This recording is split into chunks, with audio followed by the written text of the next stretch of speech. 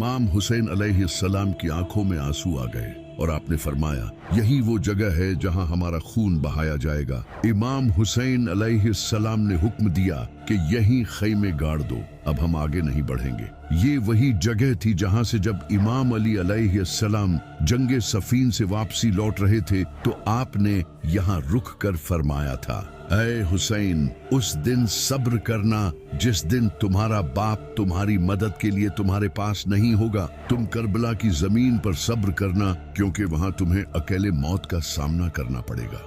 तो जब 2 मुहर्रम के दिन इमाम हुसैन अलैहिस्सलाम के साथियों ने करबला में खैमे लगा लिए तो इसी वक्त यजीद ने 4000 के लश्कर के साथ अमर बिन साद को हुर बिन यजीद की फौज ज्वाइन करने भेजा। इससे हुर बिन यजीद की फौज और ज्यादा बढ़ गई। इसके अलावा भी अमर बिन साद यजीद से और ज्यादा लश्कर मंगवाने लगा, जिसके बाद इसकी फौज 1000 से 30,000 हो गई। वहीं दूसरी तरफ इमाम हुसैन के साथ इनके सिर्फ 70 साथी थे। लेकिन आखिर क्यों अमर बिन साद इतनी ज्यादा फौज मंगवा रहा था जबकि सामने सिर्फ 70 थे और इनमें से भी कई बच्चे और औरतें थीं। इसकी वजह ये थी कि इन 70 लोगों में एक इंसान था जिसका नाम था अब्बास।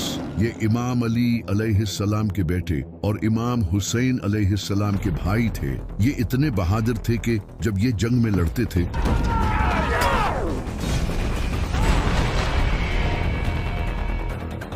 तो लोगों को लगता था कि अली लड़ रहा है। इन्हें इमाम अली अलैहिस्सलाम ने तहज्जुद में अल्लाह से मांगा था। आपने दुआ की थी, ऐ अल्लाह, मुझे ऐसा बेटा अता फरमा जो मेरे बेटे हुसैन को इसकी तन्हाई के दिन सहारा दे। मुझे ऐसा बच्चा अता कर जो हुसैन का वफादार हो, जो करबला में इसके साथ खड़ा हो, जो इसके लिए अपनी जान दे और मौत के सामने न झुके। तब जाकर अल्लाह ने उन्हें अब्बास जैसा बेटा दिया। इसी वजह से अमर बिन साद लगातार फौज मंगवा रहा था क्योंकि सामने अब्बास खड़ा था। तो इमाम हुसैन ने कूफा के लोगों को एक खत लिखा उन्हें अपनी इस कंडीशन के बारे में बताने के लिए, लेकिन वो खत कभी कूफा के लोगों तक पहुंचा ही नहीं। इमाम हुसैन और इनके साथी शदीद प्यास बर्दाश्त कर रहे थे क्योंकि अमर बिन साद ने 500 फौजी फुरात के किनारे खड़े कर दिए थे। इस वक्त रेगिस्तान में शदीद गर्मी थी, सूरज सर पर था, बच्चे रो रहे थे और इनके होंठ सूखे पड़े थे। यहाँ तक कि औरतें प्यास की शिद्दत से बेहोश हो रही थी।